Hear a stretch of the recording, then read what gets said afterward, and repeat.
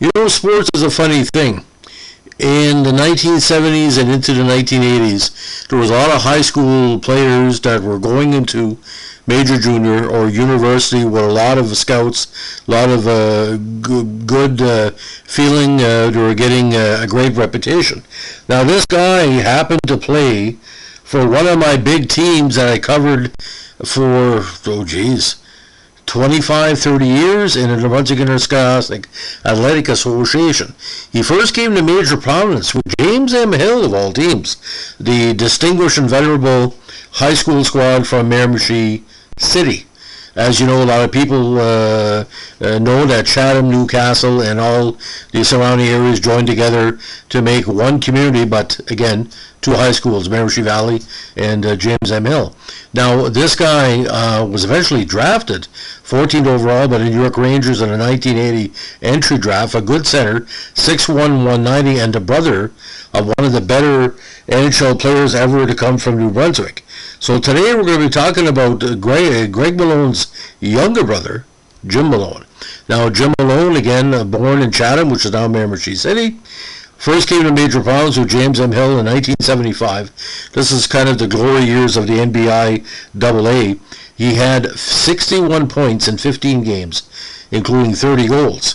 Now, that drew enough recognition. He was taken by the Toronto Marlies, of all teams, number 3rd overall in the 79 OMJHL priority draft. Now, with Toronto in his draft year, he had 24 goals, 24 assists for 48 points and 68 minutes and penalties. Rangers were pretty high in him, but due to factors in his control, is beyond his control, he decided to stay with the Marlies for 2 seasons. He got 52 points in 57 games in 81, then 52 points in 53 games in 82. Now, eventually, he found his way in the Edmonton Oilers system. He played 1983 for the Moncton Alpines with 5 points in 10 games, including 3 goals, hometown side, and also skated with the Tulsa Oilers that year. That won, that he got great recognition, 15 points in 29 games, including 5 goals. Now, the 84 campaign for Jim was quite interesting.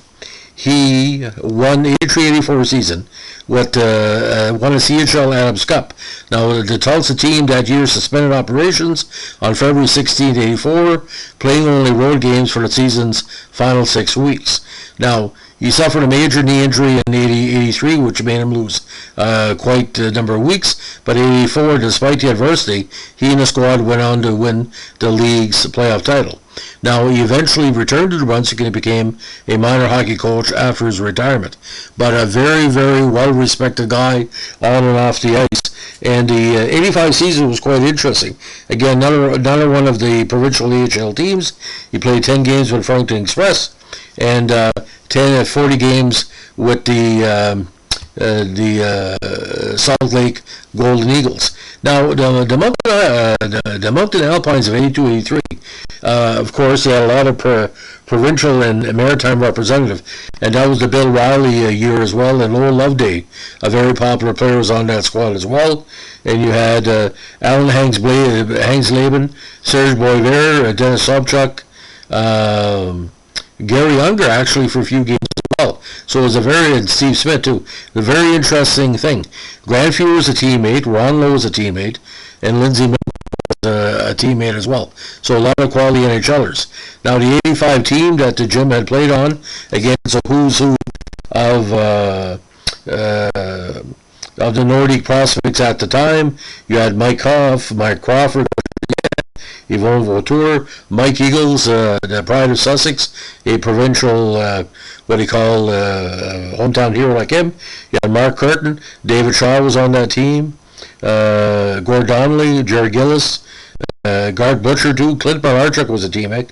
The great Trevor Steinberg, who went on to a great AUAA coaching career, and Richard Brodeur and Wendell Young as well. So a very interesting. He was playing with 6 degrees of separation players almost all his career. And that 82 Marley team, he wasn't the only big prospect there. Chrissy Contos was there, Fred Perlini, and Bruce Dowie, who was a very underrated goalie as well. So James M. Hill to the Marlies, to the AHL, to a CHL title. Again, he played with some of the better players of his generation. But like I said, a talented player. But when you're in high school, you don't expect within 2 years or 3 years going to be playing at the highest level of pro hockey in New Brunswick, which is the AHL. Now he was born in '62, like I said.